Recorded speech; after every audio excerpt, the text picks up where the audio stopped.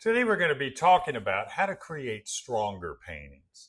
And I know we all want to really understand how to mix color that we see and to apply the paint in such a way that it looks like other artists that we see painting. But I think the more important idea is to get the basic foundations of value, contrast, and big shapes down first. As a matter of fact, if we can understand the idea of simplifying our subject to big shapes, getting the right value or the stronger value contrast between those shapes, then when we understand that, the idea of color and brush technique is kind of an outgrowth of that. It kind of comes a bit more natural. And it is important to try and understand color because color is why we paint. And brush technique is important, but if I can get the right shapes, create a good composition, have the right value contrasts, then it really doesn't matter what color I use, or it really doesn't matter how I apply the paint. So let's look at somebody here and analyze his paintings and look at his value contrast between the big shapes and how that makes the paintings really work a lot better. And we're looking at Friedrich Malhaupt. He was a painter born in 1871 to 1938. And he was born and went to art school in Kansas City, Missouri. I wasn't aware of that. I lived in Kansas City for a long time. But then he moved on to Chicago, went to Chicago Art Institute, and then over to Europe, and had a studio in New York. I have a few of his paintings here, and we're going to kind of analyze shape and value contrast.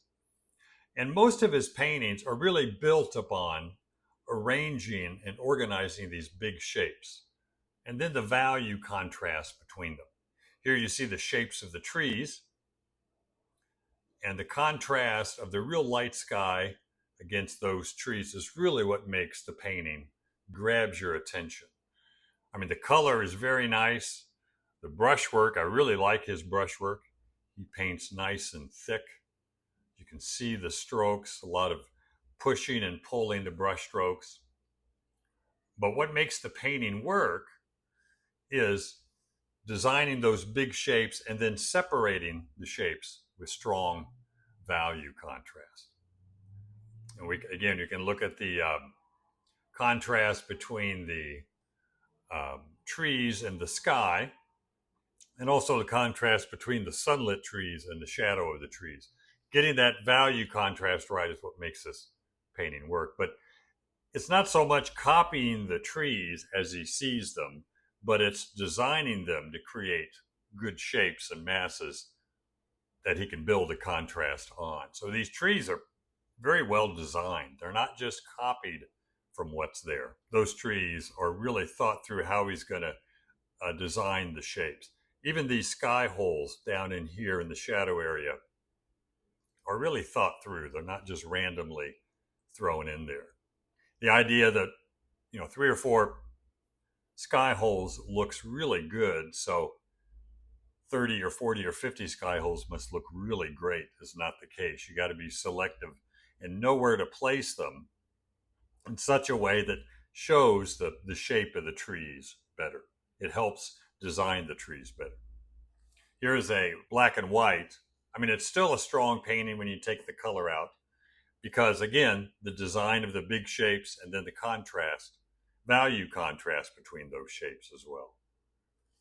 You can also throw in there the contrast of color temperature, the cooler yellow-orange leaves and kind of bluish green to green leaves over here on the left side, contrasting the warmer yellow and orange and kind of yellow-green trees.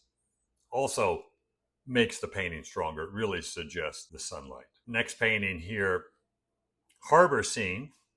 And again, you can see the brush technique.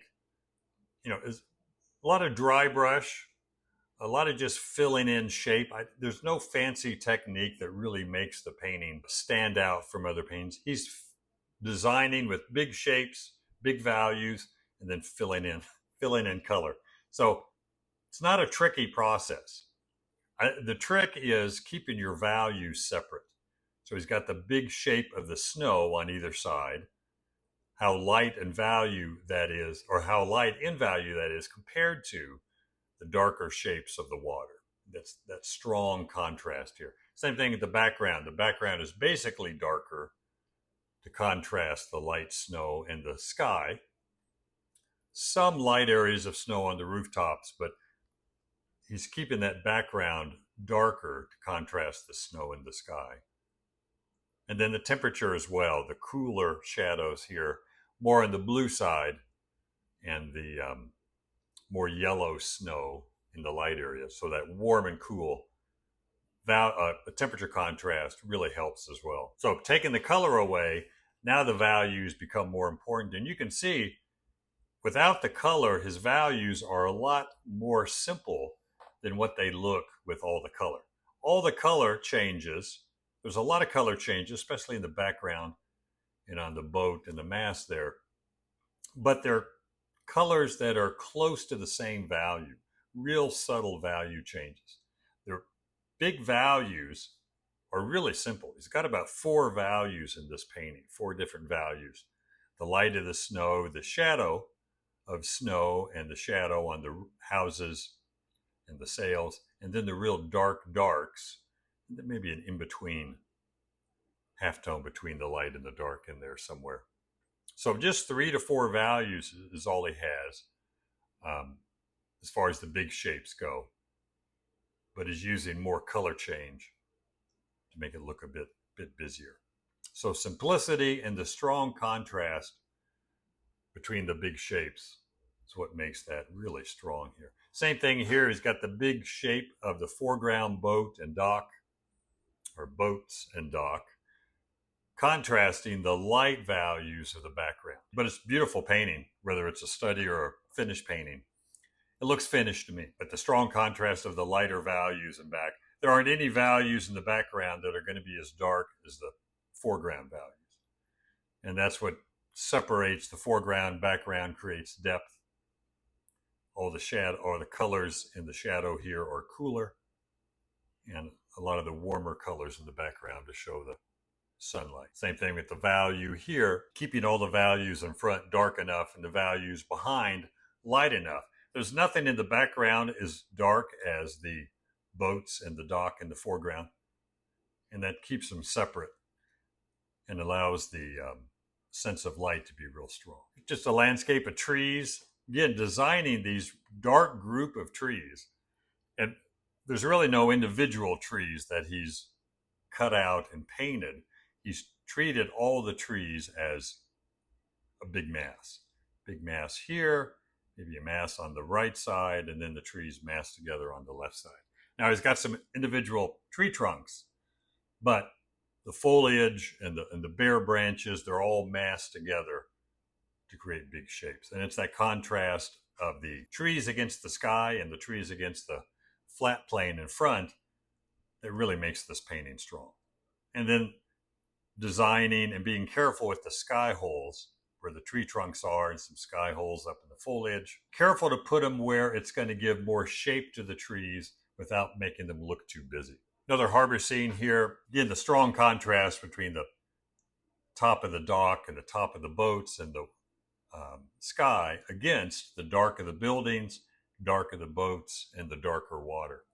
Keeping those big values separate and not adding so much detail that you lose those big shapes. There is a lot of detail in the boats and on the background here. If we zoom in, there's a lot going on there and a lot going on back in there, but not so much that you lose the feel of the big shapes, the kind of halftone dark of the buildings, the halftone dark of the boats, broken up with the lighter snow on both of them, and then the water and the darks under the bridge really contrast the big light areas. Nice simple shapes, some areas with a lot of detail, but most of the painting is kept bigger and simple, focusing on separating the values between those big shapes. So not losing that contrast once you establish it is very important. Again, the foreground and shadow, he did that a lot throwing the foreground in shadow and the sunlight in the middle ground and or the background to create the contrast. So having this boat here, the mast and the boat and the figures dark enough against the lighter boat is what makes this a stronger painting. And then keeping everything else bigger, more simple values to keep that strong contrast between the shapes. Another one here, smaller painting. Again, the foreground kind of in shadow, that big, simple light value of the sail against the dark figure and the horses here. Really strong. If we look at it black and white, there's not much difference. There's a little bit of temperature addition with the color. Got kind of warmer buildings back in here and some warm sunlight in front. I don't know, it's probably a 3-value or 3-color painting. Just 3 or 4 values. Blue, some kind of red or earth red and ochre. Probably some other colors as well, but those are the 3 main colors. So the color is very simplified. And big values are simplified. Just knowing where to place some detail and not overdo it will keep the painting stronger. Now I have a photograph here, took in Colorado, late fall, at first snow. This has a lot of busyness to it. It's all broken up by the tiny branches and the trees and the shrubbery. Even the background mountains here are obscured with all these tiny branches. And it would be real easy to focus on that and lose the big shapes and the big values. So I have a step-by-step here of kind of working through this. First stage here is just the drawing stage. Of course, you always ignore the details in the beginning, and I'm just focusing on the shape of the sky, shape of the background mountains, the 2 middle ground mountains, then the foreground grass area and water, and then the trees. Keeping it as simple as possible, no little details. Then as I start to block in, kind of moving back to front, I'm still ignoring the small things and I'm focusing on the big shapes. Big shape of the background mountains and how they contrast value-wise to the darks. This is rocky area in the hills in front.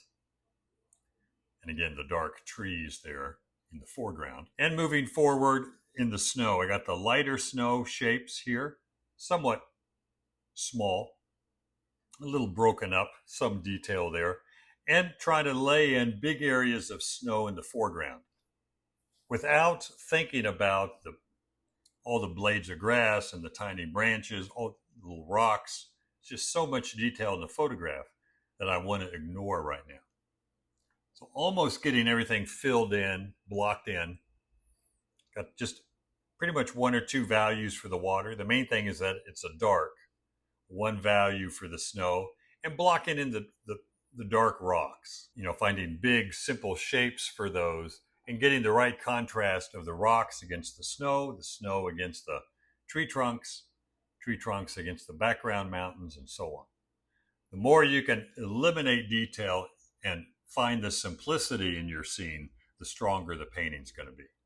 And getting the contrast between the big shapes. And it's not so much what color I come up with. Here I'm using more blues, kind of muted red, violet, and real light blues. I could just as easily use violets instead of blue. And maybe blue violet instead of red violet. So it's not so much the color I'm choosing, but it's the value and how I'm simplifying those shapes that's going to make the painting work. Now I've got everything filled in here. Sky, background mountains, a dark and light in the background mountains, dark and light in these kind of foreground hills, the darker tree trunks. Nothing is finished, but I have everything filled in, keeping it very simple. And I'm getting, hopefully, the right value relationships between the big shapes. And I came back after filling it in. And this is somewhat thick paint. I don't have a real tiny brush, but I don't have a real huge brush.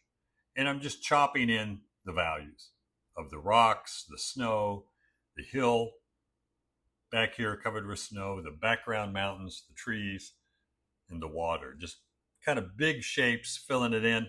Like in the water, I have a couple of different values, a couple of different colors, but nothing is exact. I don't feel tied to anything yet. Then I took a big brush, kind of a 2-inch house painting brush, and it's real soft, real light, and just lightly drug it over the painting to lose the hard edges, because nothing is finished here. Everything is going to be reworked. So I don't want real sharp edges. So lightly blending it all, I still have all the shapes, all the value relationships. And now I can go back and repaint. And when I do that, I can repaint even faster because I have all the relationships already set up. It's not like I'm starting from zero and having to design, draw, start comparing the values and the colors. I've already done that. Now I can just repaint it, and it goes a lot faster. And it's a lot easier because I've done all the work. And sometimes you can let this dry first, not because I don't want to work wet into wet, because I just had something else going on. So yeah, it was dry. So you can see the edges are a little sharper. But on the palette, I mixed up bigger piles of a simple dark and a simple light, and a little bit of variation for the dark in there. Same thing with the hills here and the snow in front. It's just kind of a blue and alizarin crimson muted with a little burnt sienna. Not varying it much yet, but just getting the big shapes in there, getting some stronger color where the sun is hitting this shrubbery, kind of in the middle ground. And then lastly, kind of repainting everything. The rocks, the grass, and the snow, the tree trunks, adding more color. But it's so much easier to do that when I get to this stage. Get everything filled in. I don't have any finish. I'm not overly rendering anything. I'm just getting everything filled in and getting the right shapes of the big shapes and masses and getting the right value relationship between them. Now, this doesn't have a ton of real strong value relationship between the big shapes. It's somewhat subtle, especially in the snow, but I have to have that contrast. I have to have the different values between these big shapes to make it work. That's what's going to make it work, not what color I choose to make things or what brush technique I use. Now, I am getting thicker with the paint the longer I work on it. When I started back here, it's pretty somewhat thin, thick enough that the color has some strength to it. But here I'm starting to build up the paint a lot thicker. And then in the last one, thicker yet. So my thickest paint is in the sunlit snow in here. Even some of the shadow snow, because it's still very, very light. The lighter I go, the thicker the paint. I do have some thickness on the shadows, like in the tree trunks in this pine tree, but it's not nearly as thick as the lighter areas, the lighter shadows in the sunlit area. It helps to remember focus more on the basic things of the bigger, simpler shapes and the contrast between those shapes.